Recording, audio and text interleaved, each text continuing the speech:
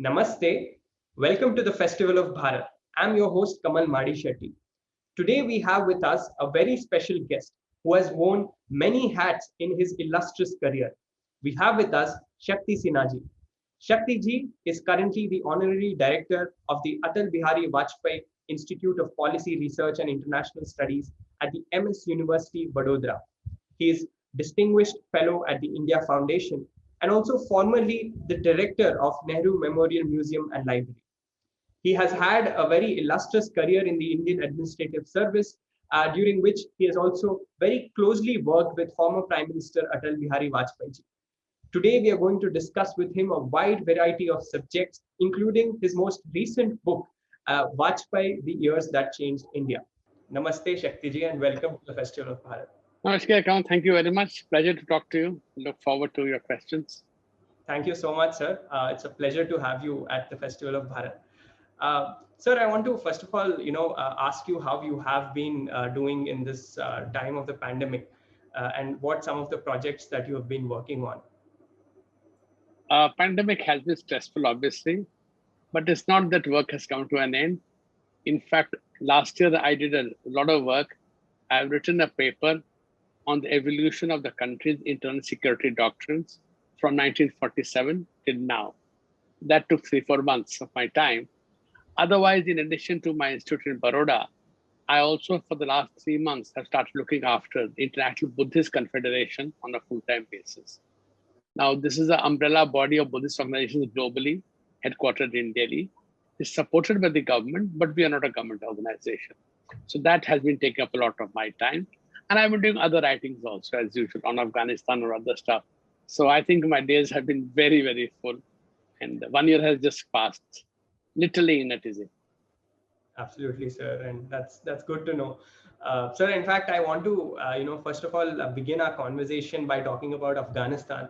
That's one subject that you have always articulated your views on, and you have worked there in Afghanistan. So I want to ask you this question about, what is happening in Afghanistan right now. The US has announced that it is going to have a full military withdrawal by September. Could you tell us what this means and where is Afghanistan headed? Since the US-Taliban agreement of last year, February 2020, the situation of Afghanistan has actually gone for a toss, in the sense that the violence levels have gone up. Now, on the one hand, Taliban, in terms of the agreement with the USA, does not attack American forces. So there has been no loss of life with the Americans. But internal wars have continued and have picked up steam also. There were problems on both sides. The Afghanistan government was to release certain prisoners. It delayed releasing them. Taliban did not cut off its link with Al-Qaeda completely. Not that Al-Qaeda is very important anymore, but the levels of violence, then COVID came in, things broke down, and therefore there's been very little movement towards peace. Now what is happening is the USA has, of course, postponed. They were to leave by May 1, which they realize now they can't do it. The pressure on Biden, by his generals, by others to continue the war. But Biden was clear, even as vice president, that USA has done this job, they should be out of it. Counterterrorism is all right, nation building, counterinsurgency is not. In the bargain, what has happened is that the Taliban have become stronger.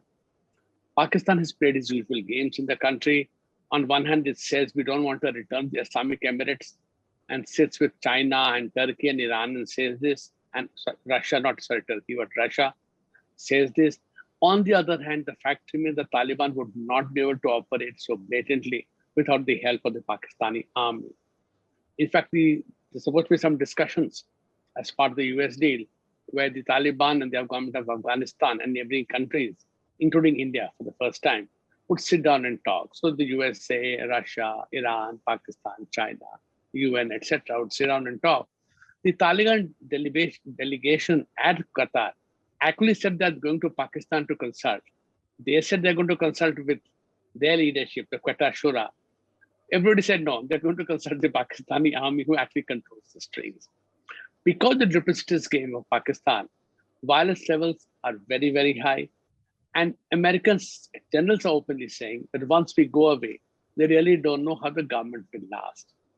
On the other hand, the government says that if you want to take power, please take power. Let's have elections to take power. But the American pressure to hand over power to a transition government, which they said that doesn't fly because we hand over power to whom and based on what. But unfortunately, the Afghanistan government has become weaker and weaker, not only in terms of its resources, but also in terms of its ability to turn the situation, and worse, in terms of its credibility and legitimacy. The last two elections, the last particular one, is a complete farcical election. Unfortunately, that really weakens it. And going forward, I can only see more violence coming down the line, with women particularly, and the minorities suffering rights. But Afghanistan is a changed country from the time the Taliban was there the last time around. So I think going ahead, we are in for difficult times in the next 6 months, 1 year. We can only see increased violence, and it's happening around the country every day. It's shocking the kind of violence now being perpetuated. It did not happen in the past.